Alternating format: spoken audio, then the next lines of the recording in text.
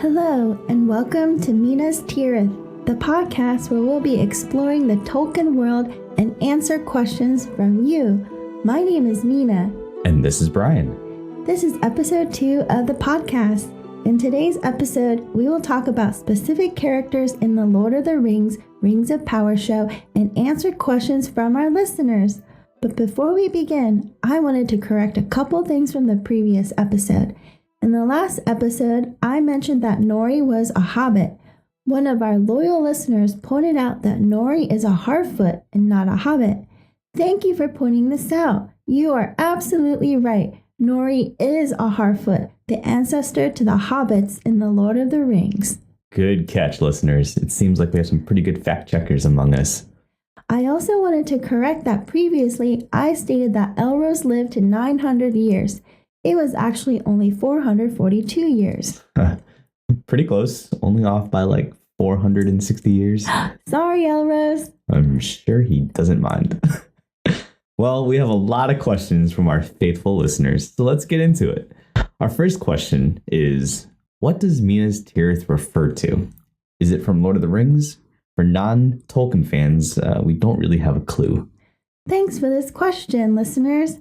Mina's, M-I-N-A-S, means tower, and Tirith means guard or watch. So, tower guard.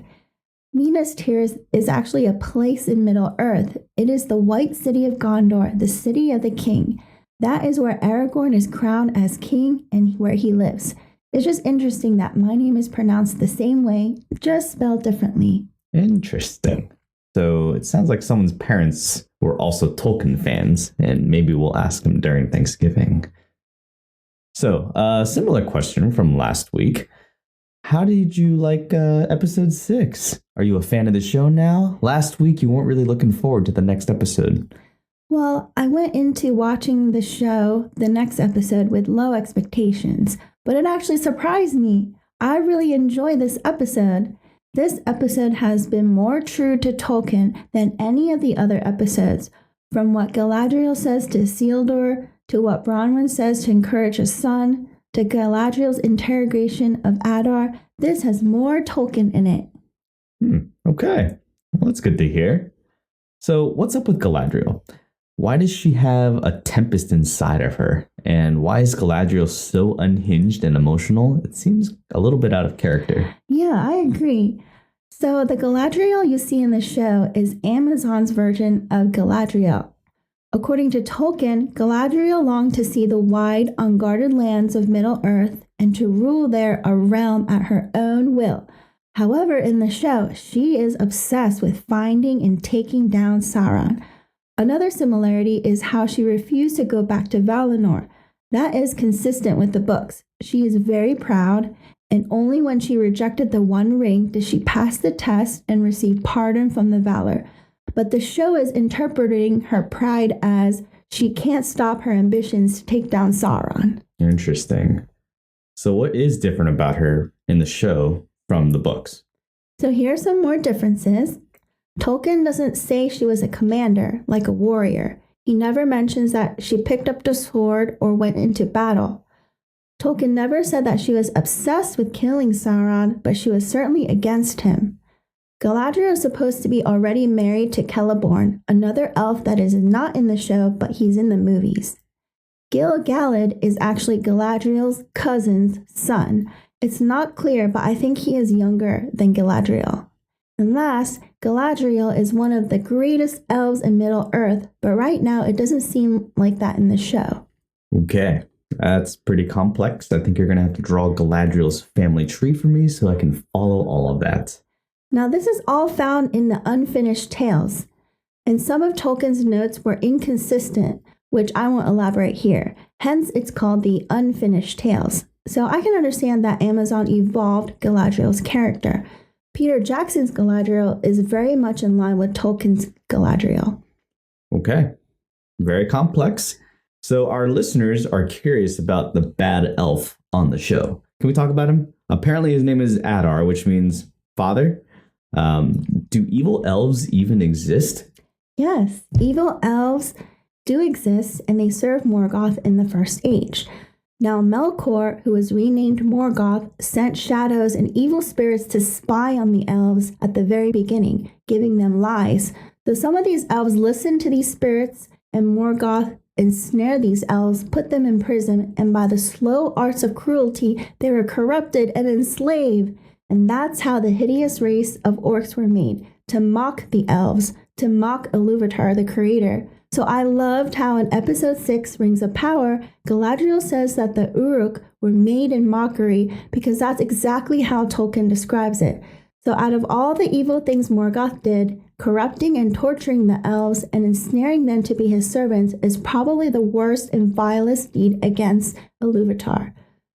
Also, so Adar is probably an Amazon original character. He's not in the Tolkien books. And he calls himself an Uruk, which means orc in the black speech. Wait, hold up. Did you just say an Uruk? Wait, I can't even say it. Uruk? Uruk. Uruk. Uruk. Pretty close. Also, I'm not sure how orcs were bred. This detail isn't really included in Tolkien's The Silmarillion. Now, is Adar and Sauron working together? It's not really clear. Adar definitely had his own agenda, like creating a home for his children in Mordor, but creating Mount Doom's eruption only helps Sauron in the end as well. And if you haven't already come to this conclusion, the Southlands is actually Mordor, and I love how episode 6 showed how Mount Doom was awakened. That was very clever. One last thing about orcs. Orc. They chant Nampat during the battle in episode 6. This means death in the black speech, but don't get all frightened or scared about it. This is a normal battle chant because in Lord of the Rings Return of the King, the Rohirrim, who have come to aid Gondor, also chanted death in the common speech right before riding out to battle. Okay. So I remember Mount Doom from the movies. It's that place that Frodo is trying to find, right? So what does Adar have to do with Sauron? Adar said in the episode that Sauron has devoted himself to healing Middle-earth. He sought to craft a power over flesh, like some piece of jewelry. He was seeking a power of the unseen world, but something was missing. The shadow of dark knowledge that kept itself hidden from even Sauron. So remember when Frodo and Bilbo became invisible when they put on the ring? I always wondered why. Like, why would the One Ring of Power have that kind of power? So it turns out that they don't actually become invisible. No, they actually enter into the unseen world and hence disappear. So if Frodo and Bilbo held their ring for thousands and thousands of years, they would eventually disappear from the physical world and permanently live in the unseen world. And you've seen some examples. The 9 men who were given 9 rings of power. Over time, all 9 became the Nazgul. They put on black cloaks and masks because they live in the unseen world. Also, I think the Maiar can exist in both worlds. That's why when Sauron puts on the One Ring, he doesn't become invisible. Other Maiar, they have to put on a human form, which implies that they have another uncloaked form. So is there like a separate dimension or like a parallel world in Lord of the Rings? It's pretty trippy. Okay. So what is Sauron up to? In my podcast in episode 1, I talked about how Sauron's specialty is craftsmanship. Sounds like he is intent on crafting something you put on your flesh, but he's missing something. So it's mentioned in the book, The Lord of the Rings, that Sauron puts his life spirit into the ring. Gandalf explains it to Frodo, that Sauron let a great part of his own former power pass into it so that he could rule all the others. And that might be the secret that Sauron is missing. Or the secret might be the need for Mount Doom to erupt, because this is how the One Ring was made, through the fire of Mount Doom, and it can only be unmade there. And lastly, the comment about Adar splitting Sauron open and that he killed him, I don't think he's lying entirely. There's something else there that he's talking about that is not revealed to us yet. Yeah, very interesting. Would you like some water? You've been talking quite a bit. Thank you. Of course. So our last question from our viewers is, who is Isildur? Is Aragorn his heir? And how does Isildur move to Middle-earth if he is from Numenor?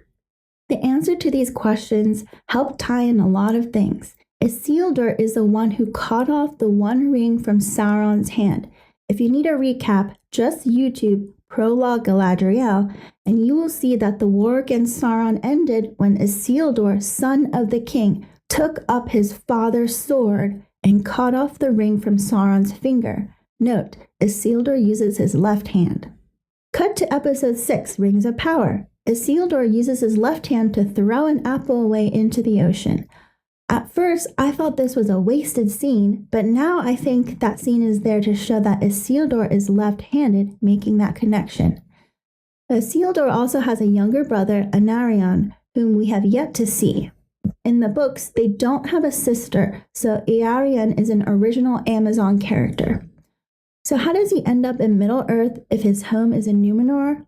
Well, remember that dream and vision that the Queen Regent Muriel sees in the Palantir?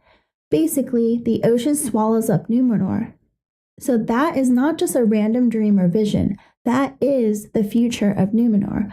I won't spoil it further, but I will say that the guy Ar-Pharazôn has a huge role in Numenor's future. I remember that dream with the huge tsunami, right? Where she's like, taking care of those babies, I think. I guess we'll see what happens in the next episodes, right? Yeah. Well, that's all we have for today. I hope this was interesting and helped you piece together a bit more of Middle-earth. And if you're enjoying this podcast, please leave a rating or a review. If you have any questions for us to answer in this podcast, please DM me or leave a comment on Instagram at Minas_Tirith. Thanks for joining us. Stay tuned for the next episode.